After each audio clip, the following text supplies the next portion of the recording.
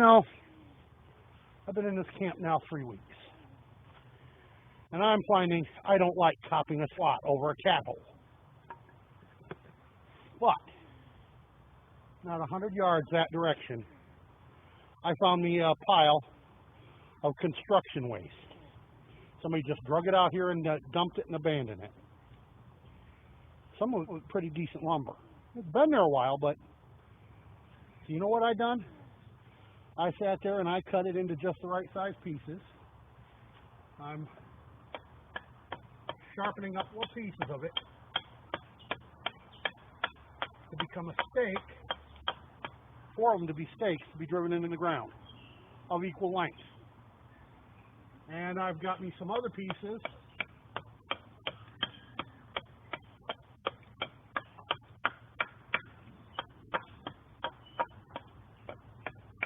that I'm going to make a box around the top of the 4 stakes. Basically what I'm heading for is I'm building a commode, something I can sit on and take a crap into a bucket. A composting toilet, if you will. Got lots of dry leaves to use for composting material. And over here, on the crosswind from my camp, let me show you where we are. Let me just turn you around here. There's my daytime camp tent. Over yonder, there's my hammock and such. There's my rig. And I'm just standing here using this as a chopping stump since I haven't gotten a piece of wood to use as a chopping stump yet. Y'all recognize this? I showed you this once before. Yes, I'm using the little hatchet as opposed to my big axe right there. I found it just a bit more useful for this little chore because it doesn't cut quite so deep into the 2x4 material. Well, 1x3 if you want to be honest about it.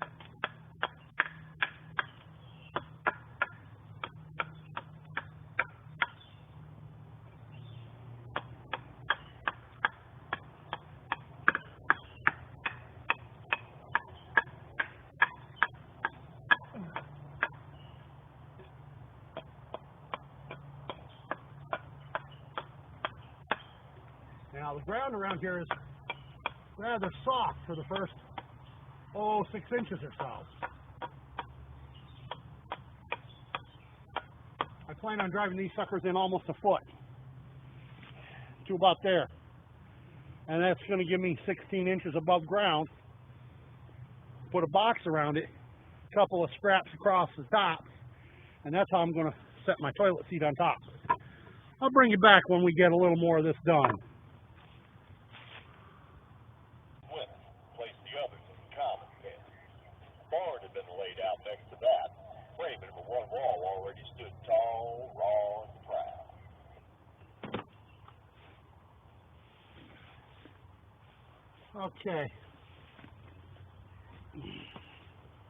Okay, as I said, those timbers that I was sharpening the points on came from a pile of debris full of nails, and they're a little bent here, a little bent there, a little rusty. I want to straighten them out a little bit.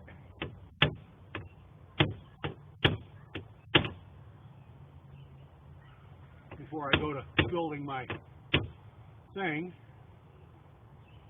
There's no better way I know of than on top of my hammer, as far as out here goes. So I use my cross peen as an anvil and my ball peen as my straightening hammer.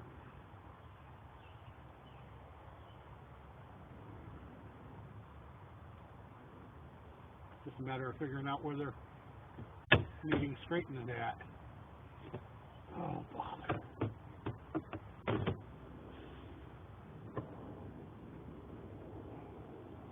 Right there.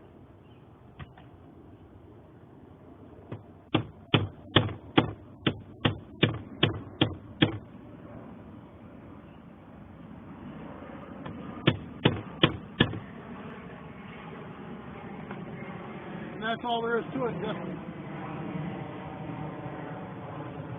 damn jets. I thought I moved far enough north I wouldn't be right in their damn flight path. Son of a bitch. So, this is the kind of thing I've been trying to teach on my channel for some time. Other people's cast off into something useful. And please forgive the poor lighting. They tell me we're expecting showers and thunderstorms this afternoon. It's fairly early in the afternoon, actually. Just a minute, and I'll tell you what time it is. Oh, well, it's 5:09 in the afternoon. Normally at 5 o'clock this time of year, we're in bright sunlight, but not today.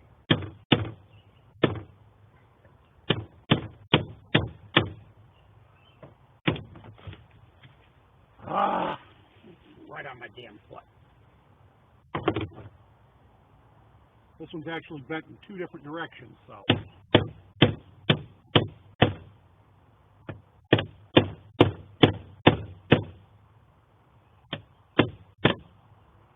Yeah, some of you noticed I have an old iPod Touch 2.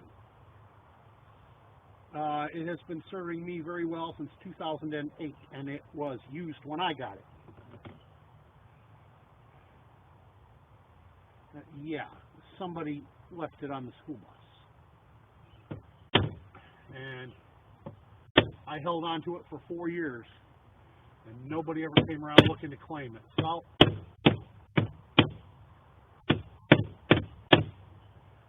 matter of fact, nobody called the office looking for a lost iPod Touch 2.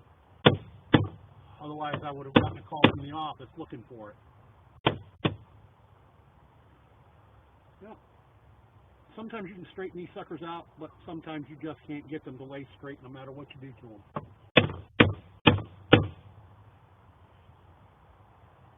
Now, there's also the issue of how am I going to make the holes for the bolts on my toilet seat? Told you I had a toilet seat to go on there. Well, I'm thinking these bolts aren't a whole lot bigger than these nails, so I'll probably take the worst of these nails. Probably one or two of them. I've got a 1-pound propane tank, and I've got a propane torch head, and I'll use that to make the nail extremely hot in a pair of vice grips, and I'll just burn the hole for the bolt to go through. And that's probably how I'll deal with that. No bother.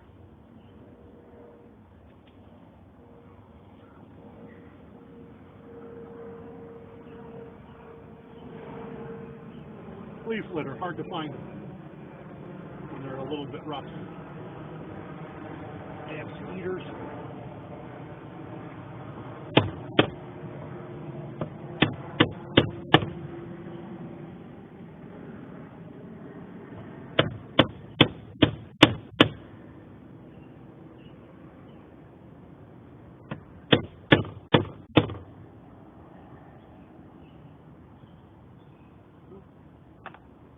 Good thing I'm good with driving nails, because most carpenters would just throw these in the garbage as useless because they're partially bent. But I've been reusing used nails most of my life, and I've had to do this to them first to make them useful.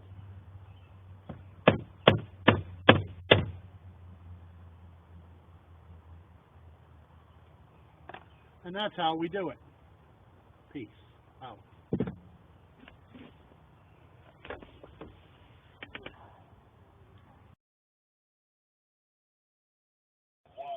Now, some of you are going to ask, why do I have these containers laid out here under the edge of my tarp with a water-filled cooler jug for a weight? Well, the water inside the cooler jug is potable. It's drinking water. But I'm trying to catch rainwater for washing my body, my clothes, etc. Water that'd be just fine for drinking if it were filtered, but because I'm under the trees, might not be so good for drinking without filtration. Now, I have a goodly supply of drinking water, Those are 3 5-gallon, I think they're 5-gallon, not 10, jugs, Culligan jugs. And I get those filled about, well, a couple miles from where I'm at right now, at the fire department. Because there is no creek around here for me to boil water from. So I have to do the best I can in this campsite. So I fetch my water. I take 3 of those. I take that blue jug there. That's 2.5 gallons. I have 2 of these cooler jugs that I take. And all them 1 liter and 42-ounce bottles in the red bag and down there on the ground. Yeah, I've been a little lazy today. I just toss them in a pile. So I've been too damn busy and too damn tired. You see, folks, let me try and explain something to you. When you have fibromyalgia severely, the way I do, and the way Bev Wolfe has, that'll be our half-acre homestead on YouTube. When you're doing the physical labor that I'm doing around this camp, it ain't far to empty on your body's fuel tank. Because when you have fibromyalgia, you generally have something else referred to as chronic fatigue syndrome. And on top of that, I've got the arthritis and neuropathy in both legs because of diabetes and et cetera, et cetera, et cetera. Point is, my body's plumb used up and worn out. That's what happens when you get to be my age. Oh, and if you hear something talking in the background, that's my iPod Touch 2 and a little tiny speaker playing an audiobook. Preacher, I believe it's book 5 in the Preacher series. I was talking about these series on a previous video. Very pleasurable stories to listen to. The reason that these audiobooks are better than most is because they have an entire cast of people that read the book instead of just one person reading it. A lot of audiobooks, you get one voice and one voice only. It just isn't as entertaining. And that's why this company has the theme, a movie, in your mind. All you gotta do is sit back and close your eyes, listen to the story, and it really will be a movie in your mind. Looks like it's time for another dose of bug spray. The last one apparently has just one more out 4 hours in. This place is lousy with skeeters. And I can't figure out why, since there's no running water, no standing water. But there you go. That's the woods for you. So that's all I've got for tonight. Oh, by the way, I did finish chopping. I don't know if you can see them there in the tailgate. I finished chopping my 4 uprights. And I've cut that 2x10 down to the right size. And I got some the bracing material cut down. And I got all my nails straightened out. It's looking more and more like rain by the second. So I'm going to be putting stuff away for the night so it don't get soaking wet, so I can work with it dry tomorrow. Oh yeah, hit a tag sale today.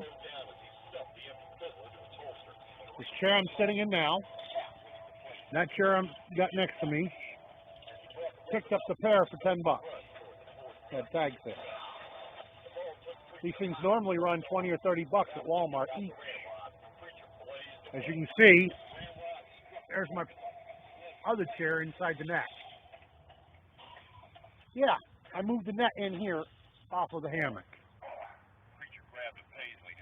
Let me tell you why. First night I tried sleeping in that hammock and I felt like I was suffocating. closing around me like this. It's just too bloody hot for that kind of a hammock. So that hammock has hung there since unused. I've been sleeping in my chair over there with the net around me, put my feet up on a bucket overturned. I've been sleeping pretty good. Net keeps the bugs off me. I sleep pretty good. But then I want you to also remember, for the last 18 years, I've done most of my sleeping in a recliner chair because of my back issues from fibromyalgia. So I'm perfectly used to sleeping in a semi-seated position. Yeah, well, yes, I'm yawning. I told you, chronic fatigue syndrome. It ain't far to empty on my body fuel tank.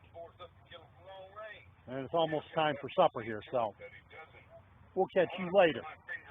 Well, welcome back to Camp Smithy. I promised you a look at this when I got it finished. What you're looking at here is 3 trees and a stake that I cut and drove into the ground to create a box that I tacked up some old crappy tarp. And when I say crappy, look down here at the edge. See how it's frayed? This really ain't much good for anything. It was a piece of tarp I picked up along the side of the highway. But you know what? I'll tell you what it's good for. When I take this corner down off this post, there is my bush commode.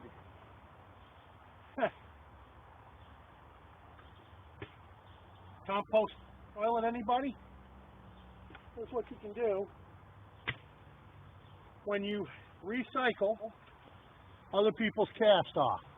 I showed you my sharpening the 2x4s and the 2x3s. And not actually 2x3s.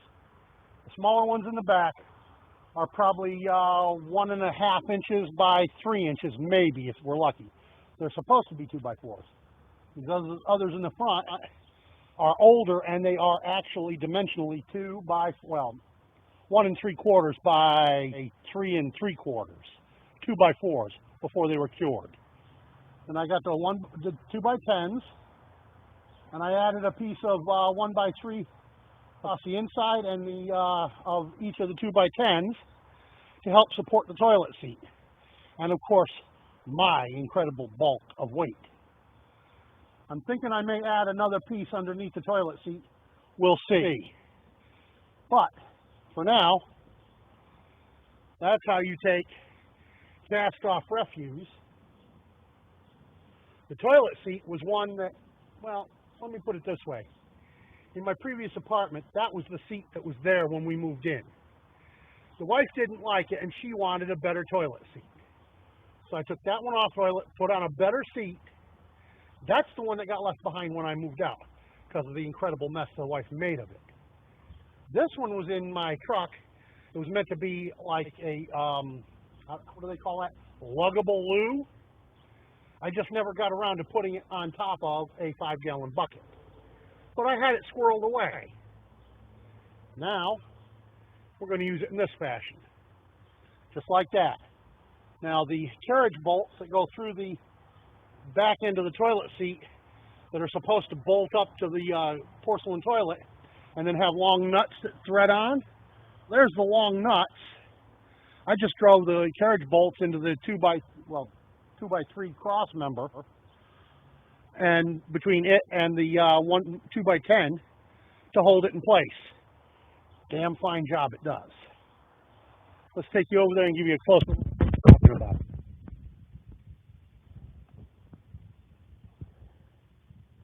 See here? I just drove them down into the crack in between with my hammer. And here's how I built the thing. See the 1x3 here? And it's just nailed through 3 points. Same for up here in the front. It's nailed here, here, and here into the 2x10, and nailed a couple of 3 nails through each here and through here. And that's what holds. And that's how it's going to work. I wish I had a bigger bucket. I will eventually get a 5-gallon bucket to go under there. But for now, that's what I have handy, and that's what works, so it works. Maybe I'll put something underneath it to hold it up higher, but anywho, that's where we're at the moment with this little chore. It's ready to use.